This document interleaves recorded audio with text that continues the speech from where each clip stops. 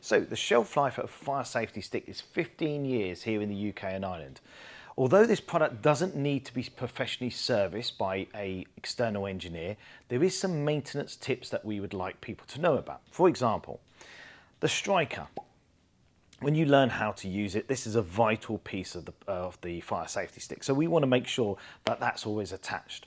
In some of the commercial products, that is actually attached, which you'll find out later on. But if it's just a domestic product, we want to make sure that people know that why it's there and what it's used for. The other part is the black tip on here. So with your finger, just touch it. If that's hard, that's how you're going to know it's good in year 16, 17, 18 and so on. So this product will go over the 15 years it states, as long as that resin is hard and you've got that cap. Apart from that, the rest of it is very simple. Aluminium tube, plastic handle. The resin, which you'll find out later on, which is this, has no expiry date, and that's inside there. So, maintenance tips, quick cover again, make sure the striker's on, the lid, black tip, with your finger, press it. If it's hard, it's good.